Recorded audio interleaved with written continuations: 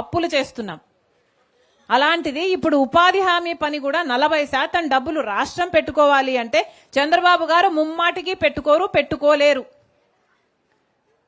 కానీ నిస్సిగ్గుగా చంద్రబాబు గారు ఇదే చట్టానికి కేంద్రం పార్లమెంటులో మద్దతు ఇచ్చారు. టీడీపీ అయినా జనసేన అయినా వీళ్ళందరూ మద్దతు ఇచ్చి ఇప్పుడు చంద్రబాబు గారు ఉపాధి హామీ పనికి డబ్బులు ఇవ్వండి అని మళ్ళీ కేంద్రం చుట్టూ తిరుగుతున్నారు. కాంగ్రెస్ పార్టీ ప్రశ్నిస్తుంది, అక్కడ మీరు మద్దతు ఇవ్వడం ఎందుకు, మళ్ళీ ఇప్పుడు సిగ్గు లేకుండా అడుక్కోవడం ఎందుకు? ప్రజలకు సమాధానం చెప్పాల్సిన అవసరం ఉంది. అసలు 40% డబ్బులు పెట్టుకునే పరిస్థితిలో మన రాష్ట్రం రేనేలేదు. అంటే ఇది ఆఖరికి ఎలా తయారవుతుందంటే మన దగ్గర డబ్బులు లేవు కాబట్టి 40% పనులు మనం చంద్రబాబు గారు పనులు పెట్టరు, ఇక 40% పనులు రాష్ట్రం పెట్టుకోదు కాబట్టి 60% నిధులు కేంద్ర ప్రభుత్వం ఇవ్వాల్సిన అవసరం కూడా ఉండదు. అంటే ఆఖరికి మొత్తానికి ఉపాధి హామీ పనిని ఒక గుండు సున్నా చుడుతున్నారన్నమాట. మరి చంద్రబాబు గారు ఇంత అన్యాయం చేస్తున్నారు, చంద్రబాబు గారు ఇంత ద్రోహం చేస్తున్నారు, మొత్తానికే రాష్ట్ర ప్రజలను గాలి కొదిలేస్తున్నారు. రాజశేఖర రెడ్డి గారు ఇంత ప్రేమించి అమలు చేసిన ఈ పథకము ఇంత నీరుగారిపోతున్నా మరి జగన్మోహన్ రెడ్డి గారు ఇంతవరకు ఎందుకు మాట్లాడటం లేదు?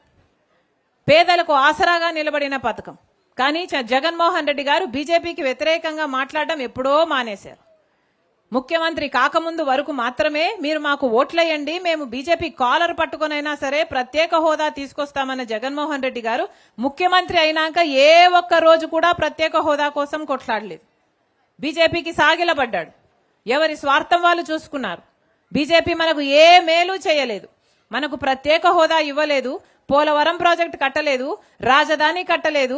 మొత్తం అందరూ కలిసి చంద్రబాబు గారైనా జగన్మోహన్ రెడ్డి గారైనా ఏ ఒక్కరైనా బీజేపీ మనకి ఇన్ని అన్యాయాలు చేసినా కూడా బీజేపీని మాత్రం పల్లెటి మాట అనే ధైర్యం చేయరు. ఎందుకంటే వాళ్ళ స్వార్థ రాజకీయాలు వాళ్ళకు అవసరం కాబట్టి. ఈరోజు బీజేపీకి వ్యతిరేకించి నిలబడిన ఏకైక పార్టీ ఒక్క కాంగ్రెస్ పార్టీ మాత్రమే. అసలు మన రాష్ట్రం ఎంత దయనీయ స్థితిలో ఉంది అంటే పక్క రాష్ట్రాలందరికీ అన్నిటికీ రాజధానీలు ఉన్నాయా? బెంగళూరు, చెన్నై, ముంబై అన్నిటికీ అన్నీ ఉన్నాయి. కానీ మనకేముంది? చేతిలో చిప్పు ఉంది. కనీసం ఒక రాజధాని కూడా లేదు. మన బిడ్డలు ఎక్కడికి వెళ్ళాలి ఉద్యోగాల కోసం? వాళ్ళ భవిష్యత్తు ఏం కావాలి? డిగ్రీలు పీజీలు చదివిన బిడ్డలంతా రోడ్ల మీద తిరుగుతున్నారు, లేకపోతే ఆటో డ్రైవర్లుగానో గిగ్ వర్కర్లుగానో పనిచేస్తున్నారు. ఎవరు పట్టించుకుంటున్నారు? బిడ్డలకు భరోసా లేదు. పైగా చంద్రబాబు గారు అంటారు ఇప్పుడు 2 బిడ్డలు సరిపోరట, 3, 4, 5 కనాలట.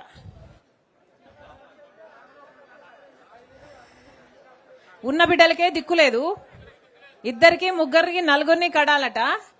అట్లా కన్నవాళ్ళకి ఈయన 25,000 రూపాయలు ఇస్తాడట. ఈయన ఇచ్చే బోర్డు 25,000 రూపాయల కోసం మీరు బిడ్డల్ని కనాలట.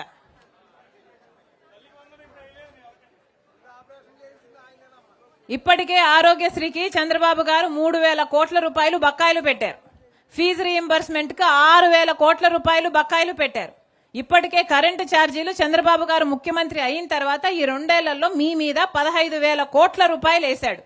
ఇదంతా సరిపోలేదు, ఇప్పుడు ఈ బిడ్డలు సరిపోరట, మళ్ళీ బిడ్డలను కనాలట, మీకు దానికి 25,000 ఇస్తారట.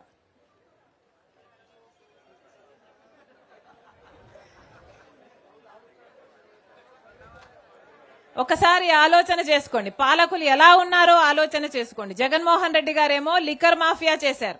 కనీసం ఓన్లీ క్యాష్, కనీసం డిజిటల్ పద్ధతులు కూడా లేకుండా కల్తీ మద్యం అమ్మారు. ఇలా ఎవరి పార్టీకి వాళ్ళు శాండ్ మాఫియాలు, లిక్కర్ మాఫియాలు చేసుకుంటూ పోతే మన బిడ్డల భవిష్యత్తు ఏం కావాలి? ఇంతవరకు కనీసం మనకు రాజధాని లేదు అంటే ఎంత సిగ్గుచేటు. అన్ని రాష్ట్రాలకు ఉంది, అసలు దేశంలో ఏ రాష్ట్రానికైనా రాజధాని లేకుండా ఉందా? ఒక్క ఆంధ్ర రాష్ట్రానికే లేదు. మొదటి 5 ఏళ్లేమో చంద్రబాబు గారు అది చేసేస్తా ఇది చేస్తా అని 3D సినిమాలు చూపించారు, గ్రాఫిక్స్ చూపించారు. తర్వాత జగన్మోహన్ రెడ్డి గారేమో ఒక రాజధాని సరిపోదు, మాకు 3 రాజధానులు కావాలి అని మభ్యపెట్టారు. ఆఖరికి ఇప్పుడు చూస్తే మనకి ఏదీ లేదు, దిక్కు లేదు. అలా ఉంది మన రాష్ట్ర పరిస్థితి. వీటన్నిటి మీద కొట్లాడాల్సిన అవసరం ఉంది. మన రాష్ట్రానికి ప్రత్యేక హోదా రావాల్సిన అవసరం ఉంది. ప్రత్యేక హోదా మన రాష్ట్రానికి వస్తే వేల కొద్ది పరిశ్రమలు వస్తాయి. ఎందుకంటే ట్యాక్స్ ఫ్రీ అయిపోతుంది కాబట్టి. వేల కొద్ది పరిశ్రమలు వస్తే మన బిడ్డలకు ఉద్యోగాలు వస్తాయి, మన రాష్ట్రం అభివృద్ధి చెందుతుంది.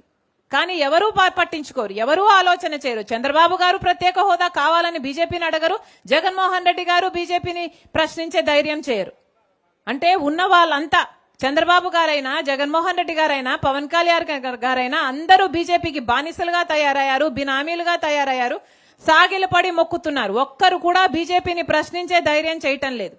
ఈరోజు ప్రతిపక్ష పాత్ర పోషిస్తున్న ఏకైక పెద్ద పార్టీ ఈరోజు కాంగ్రెస్ పార్టీ మాత్రమే. బీజేపీని ప్రశ్నించే దమ్మున్న ఏకైక పార్టీ కూడా కాంగ్రెస్ పార్టీ మాత్రమే. అందుకే చెప్తున్నాం ఒక్క ఉపాధి హామీ పనే కాదు, మన రాష్ట్రంలో చాలా సమస్యలు ఉన్నాయి. ఈ సమస్యలన్నిటి మీద కొట్లాడాల్సిన అవసరం ఉంది. ఈ రోజు కనీసం రైతు పంట పండిస్తే కనీసం గిట్టుబాటు ధర వచ్చే దిక్కు కూడా లేదు. మరి ఇంత ఘోరంగా పరిపాలన చేస్తున్నప్పుడు మనం తిరగబడాల్సిన అవసరం ఉందా లేదా? అందుకే కాంగ్రెస్ పార్టీ ఈ ఉద్యమాన్ని చేపట్టింది. అందుకే చెప్తున్నాం, మేమొక్కరమే కొట్లాడితే సరిపోదు, మీరు కూడా కొట్లాడాలి. మేమొక్కరమే ముందుండి కొట్లాడితే, గొంతు విప్పితే, మీ బలం మా వెనకాల లేకపోతే ఆ గొంతు ఎక్కడికి పోదు. అందుకే చెప్తున్నా, మనం చేయి కలపాలి. మా అందరము కలిసి కొట్లాడితేనే మార్పు సాధ్యం అవుతుంది. అందుకే చెప్తున్నాం, కాంగ్రెస్ పార్టీ మీ పార్టీ. ఈ కాంగ్రెస్ పార్టీ ఈ హస్తం గుర్తు మీద మీరు ఓటేస్తేనే రాజశేఖర రెడ్డి గారు ముఖ్యమంత్రి అయ్యారు. ఈ హస్తం గుర్తు మీద ఓటేస్తేనే రాజశేఖర రెడ్డి గారు రుణమాఫీ చేశారు.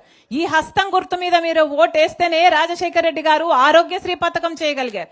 ఈ హస్తం గుర్తు మీద మీరు ఓటేస్తేనే రాజశేఖర రెడ్డి గారు ఫీజు రీయింబర్స్మెంట్ 108 లాంటి అద్భుతమైన పథకాలు చేయగలిగారు. మళ్ళీ చెప్తున్నాం, ఈ హస్తం గుర్తును మీరు ఆదరించండి, మీరు ఆశీర్వదించండి. ఆ రాజశేఖర రెడ్డి గారి సువర్ణ పరిపాలన మీ చేతుల్లో మళ్లీ పెడతానని రాజశేఖర రెడ్డి బిడ్డగా నేను మీకు మాటిస్తున్నా. మరొకసారి మీ అందరూ మీ పనులు మానుకొని మా కోసం మీరు సమయం చేసుకొని వచ్చారు. మీ ప్రేమకు, మీ అభిమానానికి మరొకసారి మీ రాజశేఖర రెడ్డి బిడ్డ ప్రతి అక్కకు, ప్రతి చెల్లికి, ప్రతి అన్నకు, ప్రతి తమ్ముడికి శిరస్సు వంచి చేతులు జోడించి మనస్ఫూర్తిగా కృతజ్ఞతలు చెప్పుకుంటుంది.